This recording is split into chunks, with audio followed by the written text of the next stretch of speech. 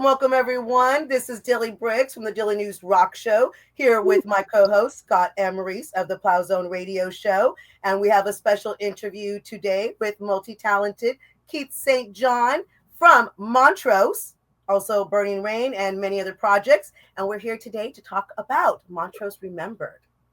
How you doing today, That is Keith? right. What's going on? Thanks, Dilly. Thanks, Scott. Thanks for hanging out with me, wherever the heck I am here in Southern California, in the middle of all this minutia we got going on. But I know our time is limited, so let's dig into the stuff. We've got Ronnie Montrose Remembered. It's an almost annual event, except during COVID-19. You know, we stopped for a second, but I've been doing this since 2016, around the NAMM convention. It's Ronnie Montrose Remembered. Many great musicians, guitar players and drummers, bass players, keyboard players, everybody that you've heard of from some of your favorite bands have played at this, and this year is no exception. All right, so why don't you tell us about what's happening? It's on January 24th on Friday night, and it's happening at the House of Blues. So you guys get together with a bunch of different musicians, and you guys go out and you play some Gamma songs. You guys play some Ronnie Montrose songs. Why don't you tell us about that? Well, I think for like hard rock and some metal folks as well, who grew up on that first record, which just became like a rock and roll Bible for so many musicians, and especially out here on the West Coast in California, you know, all these huge guitar players and just, you know, band members in general that I met along my way in LA and etc. Just they all know that record. I really kind of didn't, which is ironic, before Ronnie had asked me to join Montrose. And you know, mostly because I grew up out on the East Coast, Eastern Long Island, which it was big rock and roll territory, but it was a little bit more commercial. You know, it was Zeppelin, Aerosmith, et cetera, and that area actually of the country probably didn't really go much grunge either. They probably stayed kind of straight up rock and roll even through all that. I guess that would be in the 90s. But you know, I met Ronnie, and we were just kind of writing music together for a while out in LA when I first got out there, or rather was first kind of shipped out there, you know, sort of accidentally. And once again, accidentally, after all the years of him not having a Montrose, his new manager asked him if he would put together a new Montrose. So then here's Keith, and he's like, hey, Keith, you know, I had this band once and I want to play it for you, and check it out and see if you'd like to, you know, maybe do this with me. So I checked it out.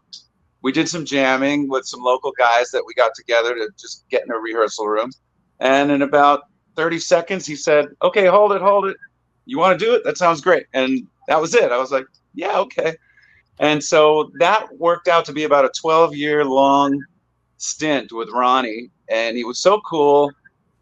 He was just, you know, one of those guys who was right there in the beginning in Haight-Ashbury up in the Bay Area, hanging out with the Airplane, hanging out with the Santana guys, Neil Schon and Eddie Money and Sammy and all those guys were in the Bay Area, right? So he just had this incredible music business knowledge. And so if you were in a band with him, you just like felt like he was this magnet and you just wanted to hang out with the guy. Not even necessarily to go play a gig. You just wanted to hang out and like talk to the guy because he just knew so much about everyone in the business by that point, you know, having been around in the early 70s, you know, maybe like 69, 70, or whenever he showed up in San Francisco first. And it was just a pleasure to work with the guy. So, you know, I really didn't feel the need to ever stop. Once we started going, I'm like, this is cool. You know, I could just leave my band behind and do this because this is fun as hell. But so how did you actually meet? How did you actually meet Ronnie? How did the meeting? Keyboard player by the name of Ed Roth introduced us. Ed, I had my band Burning Rain with Doug Aldrich, okay, and a couple different rhythm sections. And Ed Roth came in to play. He was hired to come in and play on some ballads we had, do the keys and stuff, and some other songs too, not just some ballads, fill in some Hammond organ and whatnot. And towards the end of the sessions, he said, you know, I got somebody that really needs to meet you. because he wants to write and do some new stuff. And I thought Ed was really cool, and he's a badass keyboard player. So, you know, I was into meeting people and networking out here in LA. So, yeah, I called him up. We met up, and you know, it just worked. You know, we just started writing tunes. He liked what I did. I liked what he did, and that was that. I had no idea, you know, that he was this guy. You know, at really, that point. You didn't know it was Ronnie Montrose. I knew his name, but I just didn't know it was that deep at that time. You know, I didn't grow up on rock and roll. Right, I kind of came from this sort of classical music, Broadway, jazz, New York thing. And I was in a different mode when some guys in New York, out at Atlantic Records, just found me and kind of picked me up into a project, and were like, "Hey man, we need you to do this." And it, you know, it brought me out randomly to LA, and I never thought I'd keep staying and it would keep working out, but it just did, and I'm still actually here now. This roller coaster is gonna do, man. Right, but that's a big difference from having so your background is classical music onto this. How was that transition for you, going from classical to rock? You know, I'd say that I think in writing with people in rock and working with producers, I think I brought a little bit of new, fresh energy to the page. You know, I think I had, having not grown up necessarily on the same type of music that I was getting into, probably to me, maybe my ideas didn't seem amazing and that rocking, but to other people, it seemed like people really liked what I did, because maybe it was sort of a fresher kind of, you know, you're bringing in something else, almost like the early 60s and, you know, in the mid 60s, when all those musicians who grew up on something different than rock were getting together and putting that all together, why it was so kind of sort of wide scoped, you know, going from like the Zombies to like, you know, the Zombies and the Beatles, and then like Black Sabbath. And on House of Blues Anaheim this year, which is less than a mile from the convention center. So, you know, that makes it easy for people to come over from NAMM to there, which I try to keep in every year. Most of the venues we used are real close like that. So we start our doors are at 6 p.m. and we have some openers, and then we get going officially about 7:30. But the openers are amazing. I mean, they're really, really good bands opening this year. Cool projects with a lot of cool people in them. So you might want to check that out too. Tickets are at RonnieMontroseRemembered.com, and that will show you the VIP packages, the seating, you know, how to get the free stuff. And also we'll just take you directly to the link at Ticketmaster, where you can get the seats. The seats this year are individually sold, so it's not kind of general admission and you try to squeeze your way to the front, or VIP section squeeze your way to the front. When you buy a seat, it's your seat, and it is a very sane, calm event for the audience members. So that's a cool change. We basically at the show, we go through obviously the whole first Montrose record, and we do some select songs from the second record. Of course, the ones that Ronnie and I and the rest of the band, when we were together, used to play at the live shows. So for you people that are seeing this interview who have been to those Montrose shows, you're kind of going to see, not necessarily in exact order, but once we hit that Montrose set, you're going to see the flow of kind of what you saw back then, and with some amazing guitar players sitting in. And who you got playing? Who's well, playing? Who's well? If you go to my Instagram, which is just type in Keith St. John. I'll come up pretty quick, and you see what I look like, and you'll kind of see the players being added all the time. And I just added people today. They keep on coming up. Nice. Soren Anderson, guitar player from the Glenn Hughes band right now, who's a monster guitar player, and he's played with a ton of people, and he's just amazing. He's actually just signed up today. I don't want to tell you what song he's playing, because let's keep it a surprise. And there's all kinds of people. Dave Ellison from Megadeth is playing. Stacey Blades from LA Guns is playing.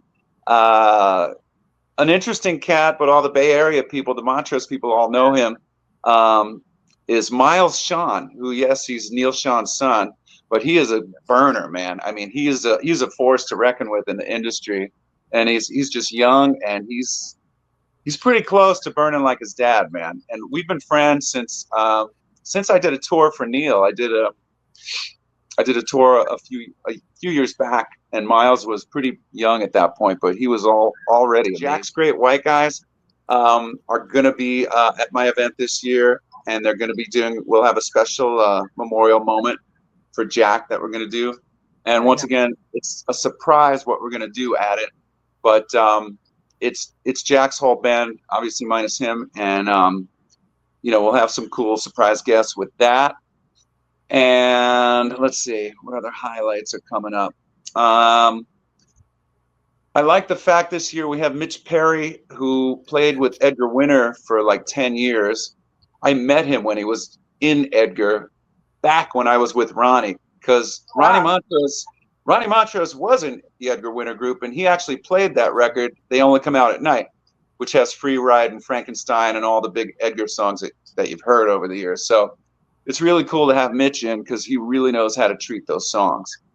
And he's another gunslinger, man. He's played with everybody, played half the leads that you heard in the 80s, man. I mean, he's another amazing guy. So needless to say, there's a ton of great players, and I'm excited to play with every one of them, although there are other singers coming in. A new buddy of mine is a young guy by the name of Ari Kameen, and he sings with Steven Adler with Adler's Appetite. And he's amazing. We've had him out at Rock Vault in Las Vegas, and he sings the shit out of these songs. So he'll be down singing a few things. Andrew Freeman from Last in Line. He was also in The Offspring many years ago.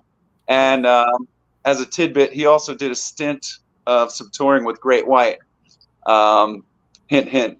Last year, and he'll be down. He's another great buddy and a great vocalist. So, and I could keep stumbling into more players, but you get the idea.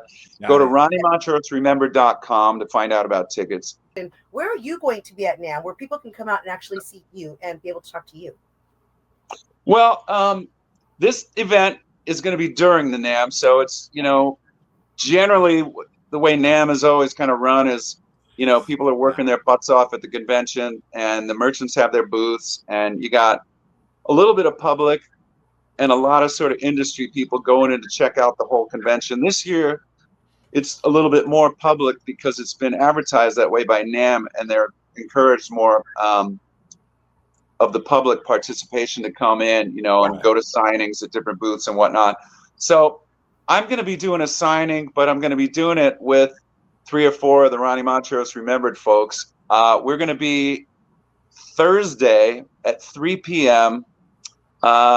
At David Ellefson's booth, Ellefson Coffee.